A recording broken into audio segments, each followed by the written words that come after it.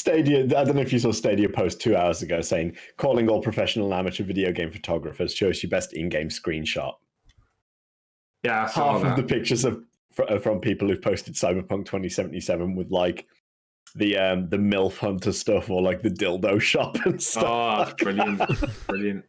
Just scrolling through the screenshots and the amount of dildos and like MILF Hunter and stuff. There's a guy literally with his character standing outside the shop doing like the peace sign. Yeah. Sort of like just dildos in the background.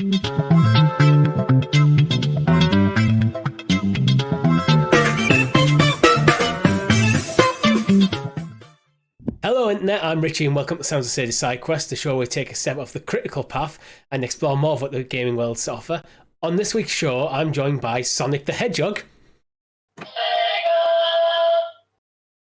And of course, the techie teacher himself.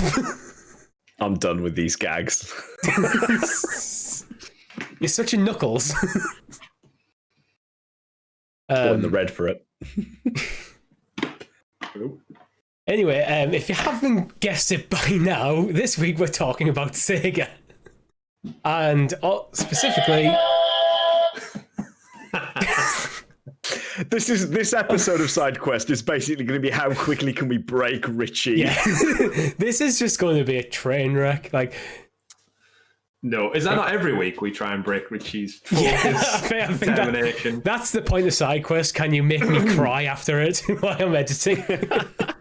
Sorry. Yeah. So it's it's you, Sonic, me. Yeah, Chris. By the way, I am here. Yeah, rocking my Tails colours, miles per hours. So yeah, we're going to be talking Stadia and Sega's relationship. But first, a bit of housekeeping. Don't forget to check out the Sounds of Stadia podcast. It comes out every single Monday.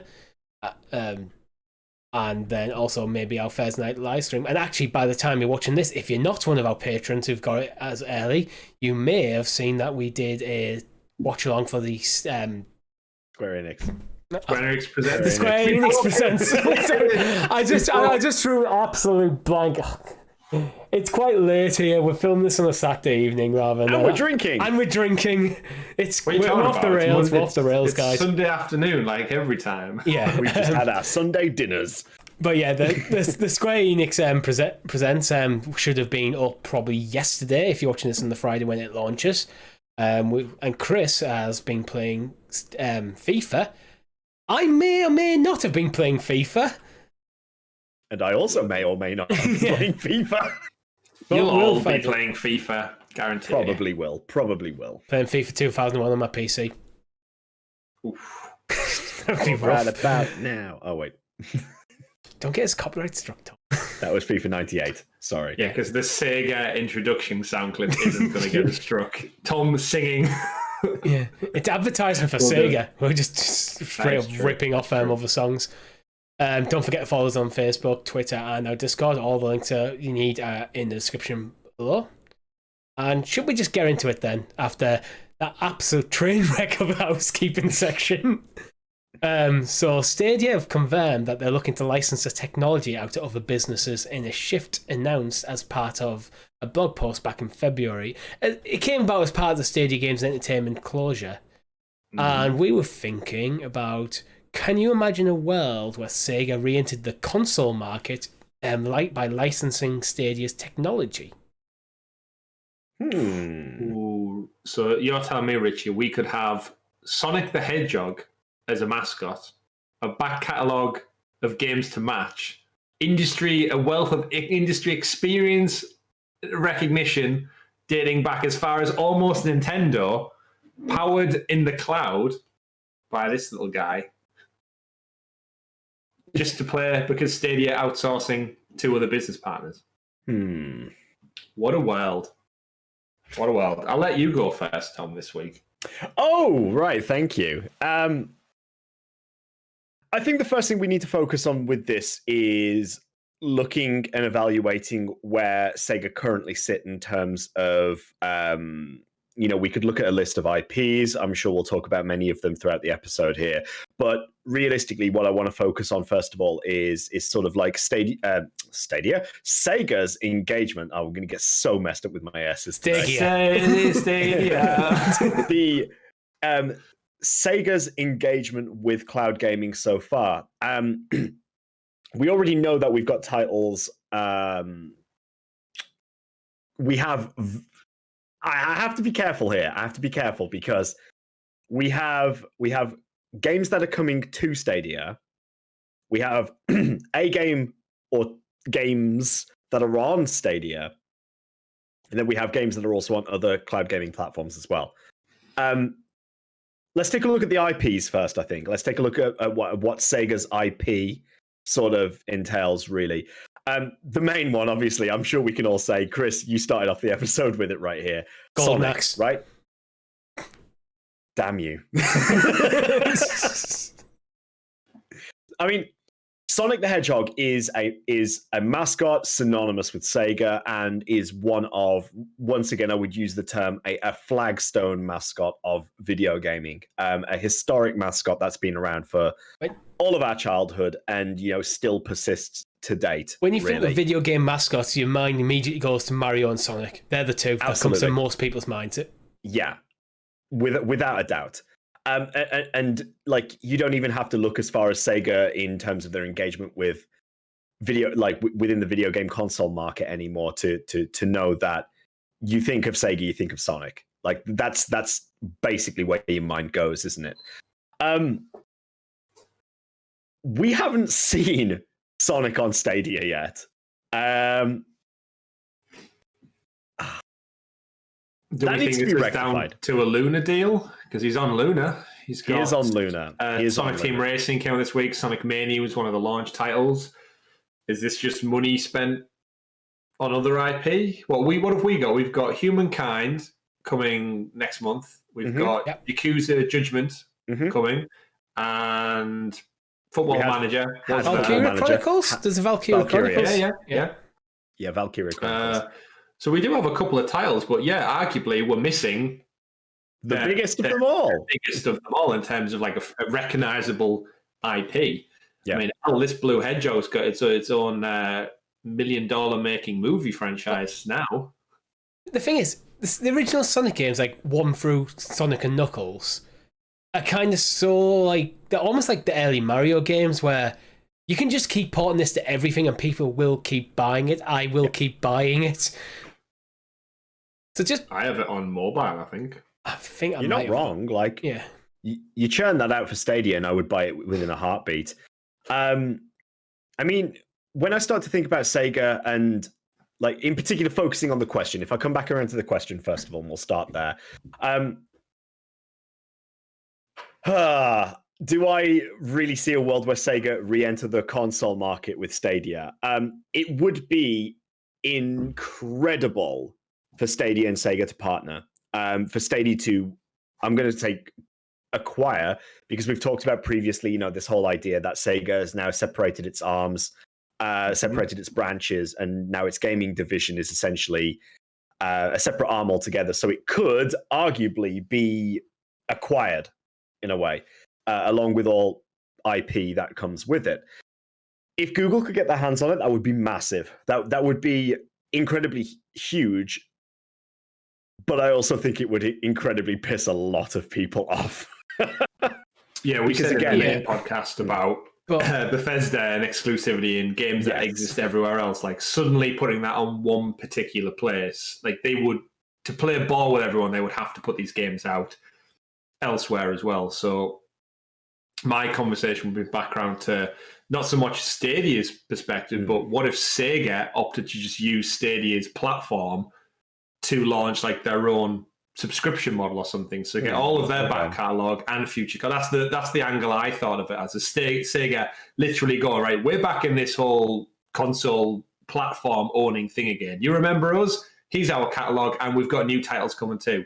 EA titles, Ubisoft titles coming to Sega's cloud platform using the power of Stadia, but we're not going to tell anyone about that because it's got bad press. Right. That's interesting. The thing is, for me, I just can't see it because Sega's last two consoles, the Saturn and the Dreamcast, neither of them really did great, and that was the problem. So I think Sega they actually did very well, I think, to rejig their entire company and their business model to become a video game publisher, and then even things like burying the hatchet with Nintendo. So it's almost like Sega is almost now. You hear more stuff going from Sega going to Nintendo than anywhere else. Yeah, they've seemed to have a very strong relationship, considering the 90s trash talk between them. Yeah, I think one of them definitely bent the knee to the other one, to the point where you've now got like Mario and Sonic Olympics, and I wouldn't even say it's they bent the knee. It's like they were competing against Nintendo. They lost. They reconfigured their business, and now they have a solid partnership because there's a lot of comparisons between the two companies. There's a lot of crossover. Oh yeah, gone are the days. Sorry, you finish. Yeah, I was gonna say gone are the days where Sega do what Nintendo don't, right? Yeah, yeah, that is very true. I was gonna say, like, remember when the Nintendo the Wii U, failed epically, and there was rumors going around about will Nintendo do a Sega and turn into just a software developer, like a games publisher with their IP? That was huge, and I remember like listening to loads of podcasts of people saying, "Could you imagine Mario and Zelda and Pokemon being on PlayStation and Xbox and PC?" And like, look how much Switch have turned that around in like the last 4 years. It's been a phenomenal success, and it just goes to show that stuff like you might be down and in the gutter now, but a lot can change in 4 or 5 years when it comes to technology. And the Wii U's for much interesting shit Stadia gets, the future can be bright 100%. And that's Wii U's an interesting case where I think it largely failed in marketing because they marketed it as the Wii U. People thought, oh, this is just the Wii again, really. But where it's actually completely different as a platform. It can use the same like motion controls and stuff, but the basic concept of the platform is closer to the Switch than the Wii, put it that way. And who else do we know has arguably failed at marketing? I mean, there's a close comparison that can be drawn there if you want to be really nitpicking. I think the issue is that Sega have been so far out of the console market, in quotations, for a while, that even with such a catalog of IP and with such a brand name associated to it, I think it would be hard for them to get back into it. I mean, look at Atari. They're trying to get back in with, what is it, the VCS Jaguar or whatever it is, the sort of like. Yeah, I can't even remember. They've been quiet for like a year on that now, I feel. Yeah, the little box. The thing is, Atari's a weird one where I think the fall of Atari happened before we were aware of video games. It's like the previous generation of gamer to us. It's for me. It's an interesting thing how we say that, because when Stadia came out and said like, "Oh, we're going to license it as a business," like, what does that look like? Like, feasibly, if Sega went, "Okay, Google." Sorry, I said the key word. I was expecting everything to flip out. Apologies to everybody out there. If Sega went to a certain Alphabet-owned company and said, "Can I ask you a serious question that doesn't set off all your home devices about using your platform?" What would that look like? And would it be a case of I don't know how to help with that. There you go. There we go. We got it. We got it. Talk about a delay. Yeah. If they just went to them and simply asked, like, what does that look like? Is it a case of, did you have the background set up to just go like, give us your logo assets, give us your game files, and boom, you just get someone to go to a website, sega.com, and the cloud platform is there. Like, it can't be that hard to retrofit with the right app. Because essentially you could go into Stadia's coding, right, and just swap out the Stadia logo for a Sega logo, and boom, it's now Sega's platform. Like, I know obviously there's a lot more to it than that, but I'm telling you, as its core basis, we know the tech works, it's there. Like, surely it's just a case of rejigging the layout on a website, and it's half done already. Yeah, theoretically. I mean, it's entirely possible we end up in a world where cloud gaming is just, that's how gaming is done. Like, Microsoft and Sony are not putting out boxes, and they're just like, well, just imagine Microsoft's offering will be xCloud full stop. Mm-hmm. And then Sony finally sort out PS Now and their cloud offerings. It's entirely possible that Google might be keeping an eye on that as a potential future and where they could leverage. So you might get a Ubisoft platform. Ubisoft, Ubisoft Plus could be the platform, full stop. You just got Ubisoft and then you play your Ubisoft games.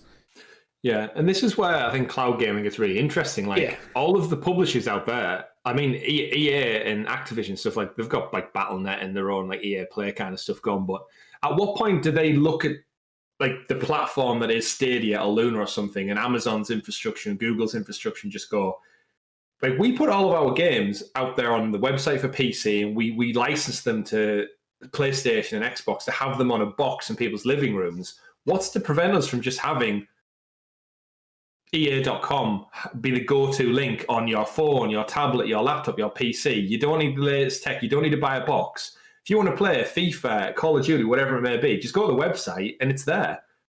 Like that is not a future that I don't think is like that far off with how much we've seen cloud gaming come on even the last 2 years. Yeah. I think it's a decade from now. It's a console generation away at the earliest.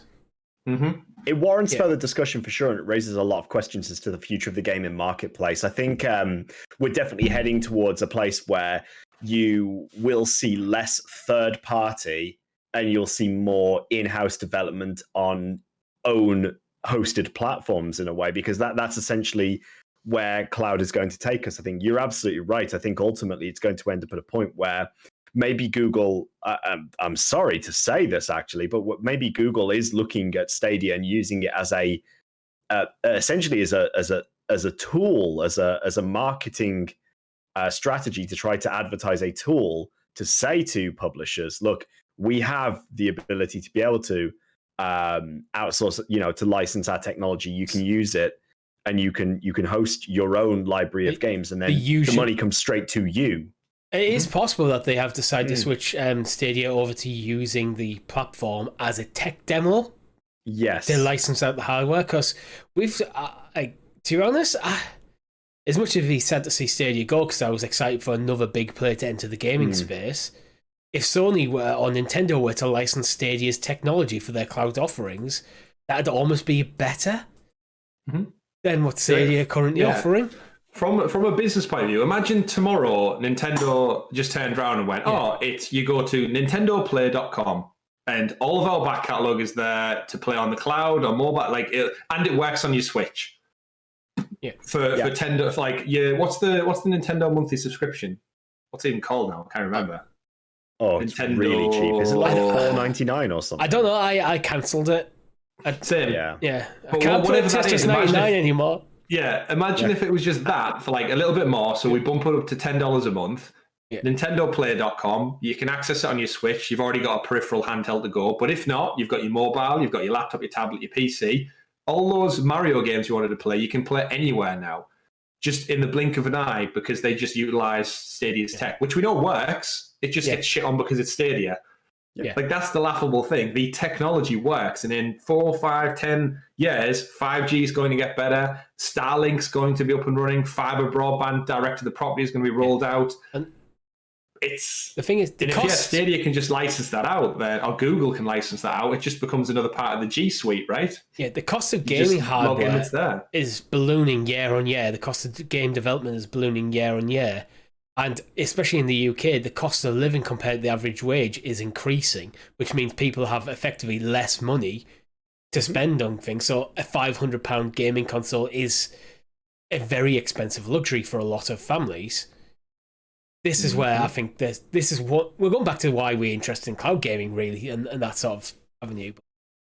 To bring this back to Sega, I struggle to see them re-entering the market. I actually think the most likely future for Sega is probably being bought out by Nintendo at some point. I mean, that was last week's show, Richie. Yeah, I know. It does make the perfect pairing sense. I'm gonna throw it out there as well. I'd like to hear your two thoughts on it. With all these like cloud things popping up, not necessarily Stadia, but could you see a cloud platform for just indie games? Ooh. So a couple of publishers get together, like Devolver Digital and stuff, and just say, you know what, if you've got an indie game, just give it to us, and you can play it in the cloud through our indie. That could be Stadia that could be Stadia in the future. Maybe they license out the technology to Sony to Nintendo for AAA stuff, but then they keep Stadia focused on the indie stuff. Yeah. Like, just imagine having an app on your phone where you could just like in indiegames.com or something like that, and you just can play. Because indie games, we know, lend themselves very well to touchscreen controls as well. I feel like we're sort of going back on ourselves to like the era of newgrounds.com and like flashgames.com and stuff like that. In a way, but better. Video game, and that's not an insult to different. Newgrounds. It's like we're like 20 years removed since Newgrounds was probably at its prime. Past Flash animation, it's now full Yeah. 3D rendered in the Unity in Unity, Frostbite engine, games on the go, 4K, just HDR, the works. We know developers have used Stadia to help develop the stuff, because especially when people are working from home, because it means you're not having to fork out lots of money for expensive hardware. So it could be where the licensing of the technology comes into play. It's not necessarily licensing out the technology for other platform holders. It could be for developers for development work. Yeah, something just tells me that Sega are not really interested in that sort of market anymore, though. I think they are looking for the for selling through other platforms, because that's what they've been doing for a while, and that's what works. If you just isolate this makes me feel bad when I think about it like this, but when you just isolate the IP for Sega compared to other platforms, I actually like, even though Sonic is so categorically huge, I think the IP is rather limited in a way. There's some good stuff in there. There's some what I would call bangers in there. Yakuza has a big fan base, so does Bayonetta. Yeah. Football Manager is obviously massive in certain circles, but it's a niche game. You got Valkyria Chronicles does well. Shenmue seems to do quite well, although I've never actually played. Total War is another like tentpole of the strategy game world. That's one of there's things like Total War and Football Manager that gives me the doubt about Sega's future with being a Nintendo publisher, because they are very far from what Nintendo would offer. Yeah, it's what Nintendo don't want. Yeah, it's literally what Nintendo don't. Like, these are styles of games that Nintendo don't do. But the likes of a Super Monkey Ball would be absolutely perfect. Bring back Echo the Dolphin. Yeah. With some kind of Greenpeace motivation behind. Save the dolphins. Yeah. This is Echo the Dolphin versus the BP oil spill. Yeah. It could very well be. But hands like cards on the table, I don't think it's tough. I don't think it's one o'clock.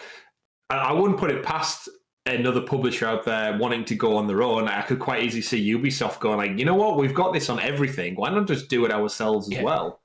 And we're friendly with Stadia. Can we have a slice of that pie we've helped you create, and just rent some of it from you, essentially? And if Google are going to make their money from renting it, Stadia can still be a thing. And then if anything, it could give a bit of weight to Stadia, saying, I tell you what, we'll give you all the tech for free, but you got to give us the games for Stadia too.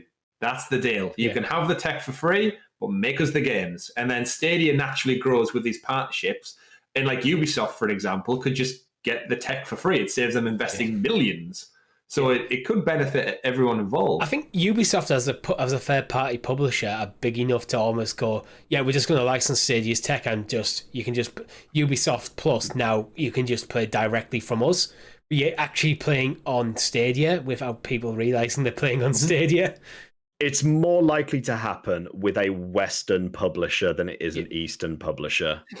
Yes, I agree. I just think about that from like an almost capitalistic mentality in a way. Like, it just seems like the kind of thing they would want to do, bring everything in-house and keep the money churning, like coming straight into them rather than being sifted through, a funnel, essentially. That's an interesting topic on itself, because if you look at, I've just realised, when you think about the big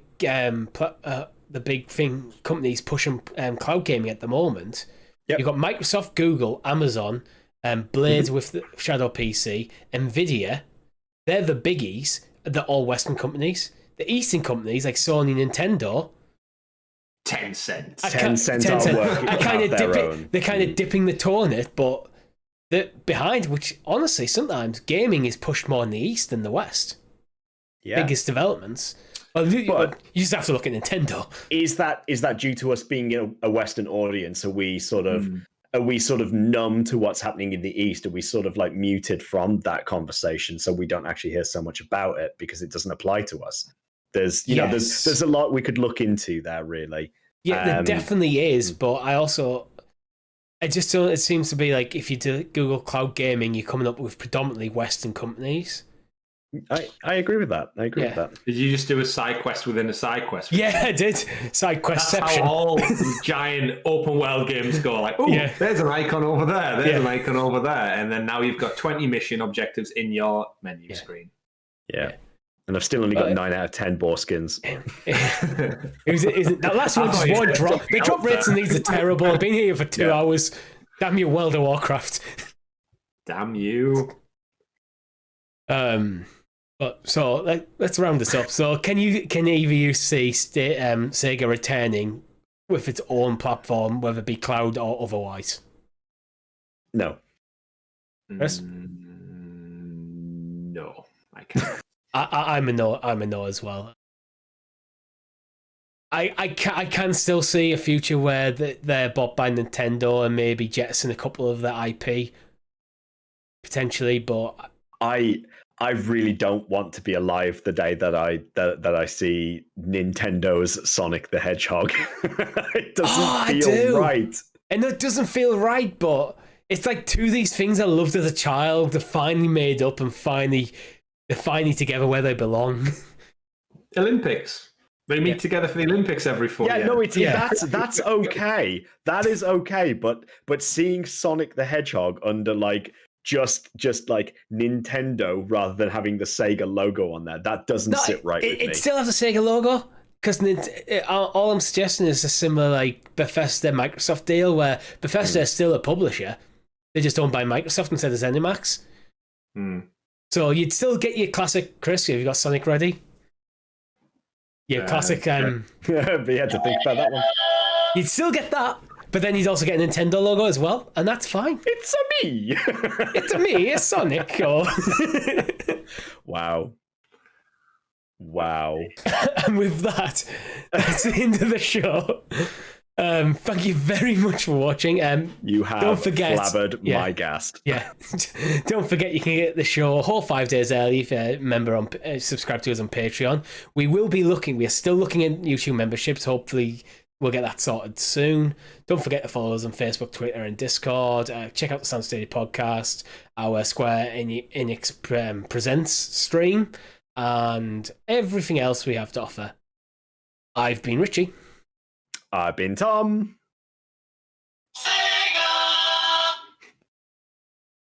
I've been slightly drunk Chris playing Sonic on my phone.